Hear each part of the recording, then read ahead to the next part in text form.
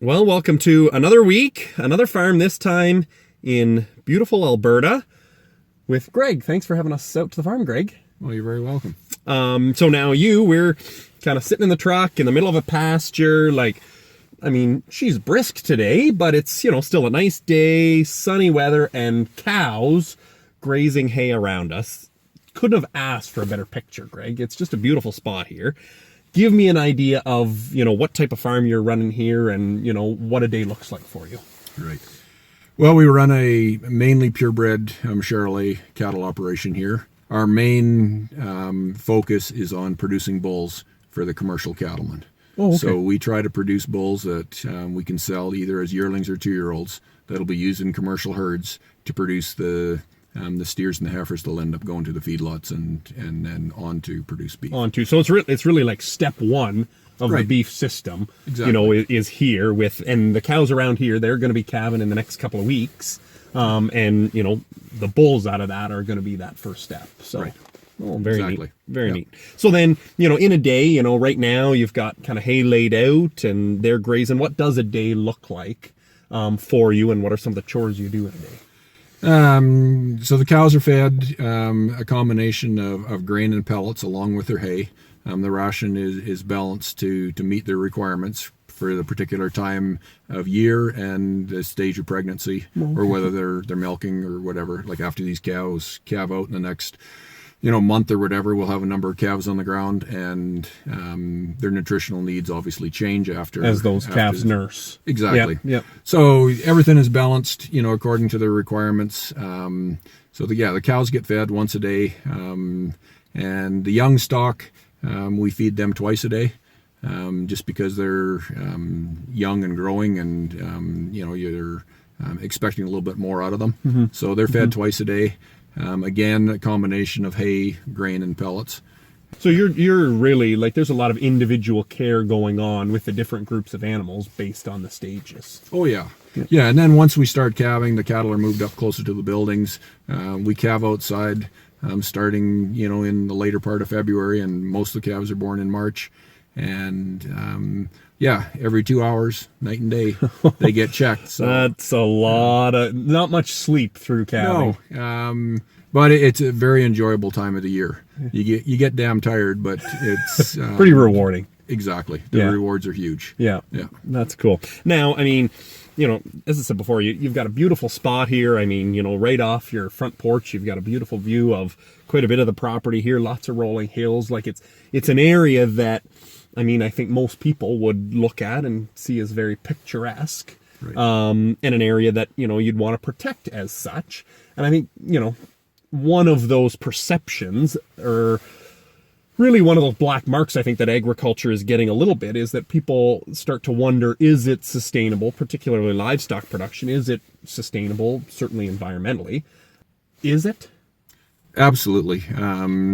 Most of the Western Canadian prairies and a lot of the central U.S., naturally it was grassland and interspersed with bush and whatever else. But the big herds of bison that used to travel around, they'd graze in one area and then they'd move on.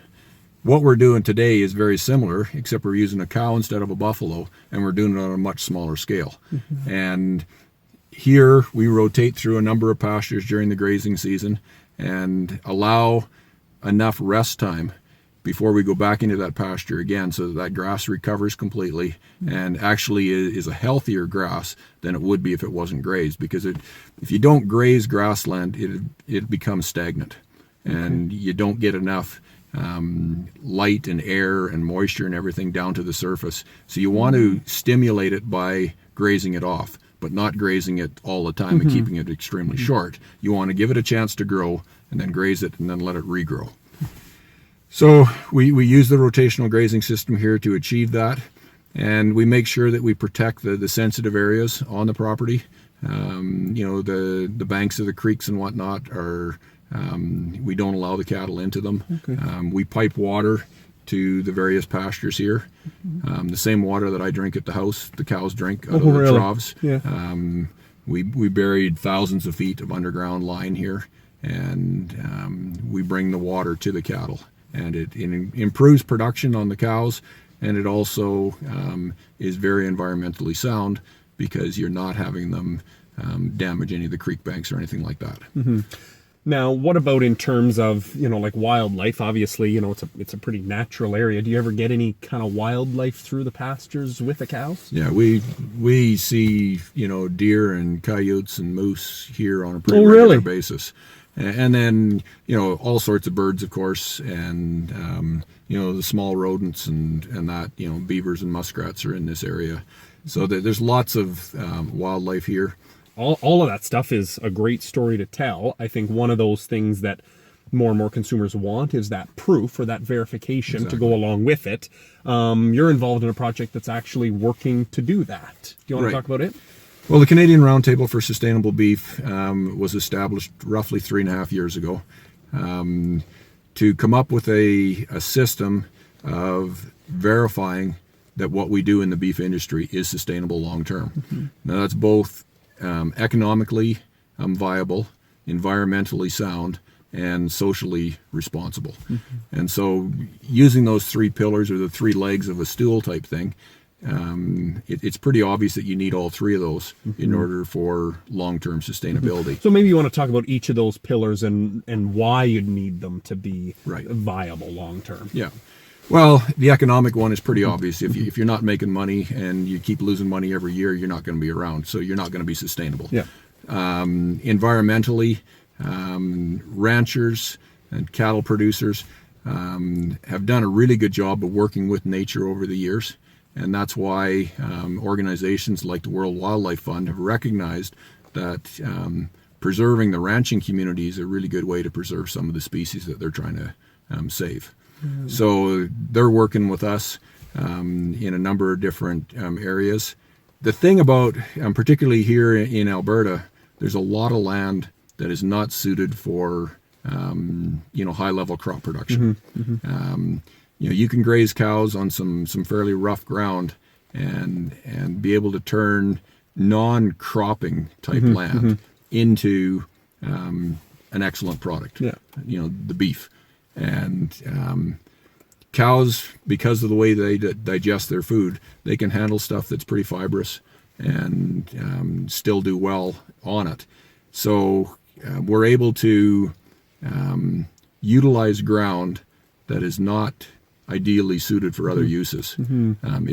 It's suited for grazing animal. So these cows are really doing us a favor in the sense that they're eating stuff that we don't want to eat on ground that we can't grow anything else on, and putting out a product that actually is quite extremely good for us. Nutritious. Yeah, exactly. A lot of the feed that we feed to cattle today, whether you're getting it from a feed mill or growing it on your own ground or whatever it happens to be, is feed that other animals, an animal that only has one stomach, like a human, you're not going to eat that hay and do very well on it. I'm not going to enjoy it either. No. These cows are enjoying it. Exactly. So they're utilizing products, and a lot of the byproducts from human food are used in livestock feed today. And it's food that is a byproduct of a human food, but still a very viable and good product to feed to a ruminant animal. They can turn it into something that we're not going to be able to. Yeah. That's great. Well, just a wonderful spot, Greg. Really appreciate the tour today. Well, thanks for coming.